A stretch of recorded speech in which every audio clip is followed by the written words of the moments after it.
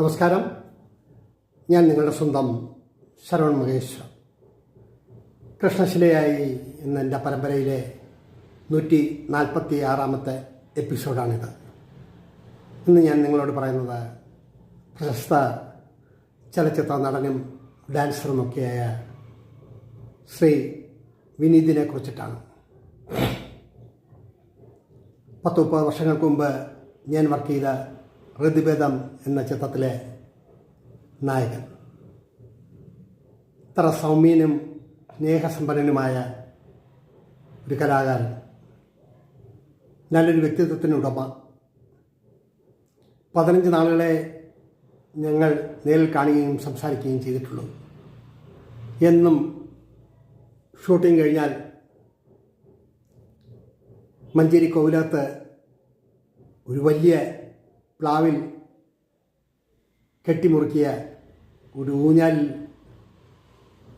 ആരും കാണാതെ ഇരുന്ന് ഞാൻ ആടുമ്പോൾ വിനീത് അവിടെ വരാറുണ്ടായിരുന്നു. ശരവണേട്ടൻ സിനിമയിൽ അഭിനയിക്കേണ്ട, ശരവണേട്ടൻ എഴുതുന്നതാണ്, കഥയും കവിതയൊക്കെ എഴുതുന്നതാണ് നല്ലത്, നല്ല തിരക്കഥയൊക്കെ എഴുതുന്നതാണ് നല്ലത് എന്നെ കാണുമ്പോഴൊക്കെ പറയുമായിരുന്നു. നല്ല ഒരു സൗഹൃദത്തിനുടമ. അദ്ദേഹത്തെക്കുറിച്ചിട്ടാണ് ഈ എപ്പിസോഡിൽ ഞാൻ നിങ്ങളോട് പറയുന്നത്.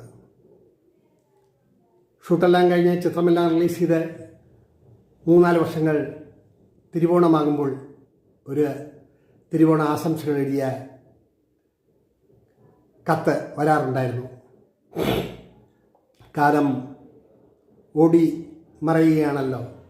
ജീവിതത്തിൻ്റെ തിരക്കും ജീവിതത്തിൻ്റെ ചിന്തകളുമൊക്കെ മാറിമറിയുന്ന ഒരു വല്ലാത്ത അവസ്ഥ. പിന്നീട് പലപ്പോഴും ഞാൻ വിദേശത്തായിരുന്നപ്പോഴും ജോലിയിലായിരുന്നപ്പോഴും ഒക്കെ കോണ്ടാക്ട് ചെയ്യാൻ ശ്രമിച്ചപ്പോഴും നടന്നില്ല. അതിൽ വിഷമമൊന്നുമില്ല. ജീവിതം അങ്ങനെയാണ്. ഓരോ സൂര്യോദയവും ഓരോ അസ്തമയവും നമ്മളിലൂടെ കടന്നു പോകുന്നു. ഇന്ന് കണ്ടതല്ലല്ലോ നാളെ കാണുക. അപ്പോൾ അതിൻ്റെ സൗന്ദര്യത്തിനും അതിൻ്റെ കാഴ്ചപ്പാടിനുമൊക്കെ വ്യത്യസ്തത ഉണ്ടാവും. എന്നതുപോലെ കാലം എത്രയോ കഴിഞ്ഞു. ഈ എപ്പിസോഡിലൂടെ ഞാൻ വിനീതിനെ ഓർമ്മിക്കുകയാണ്.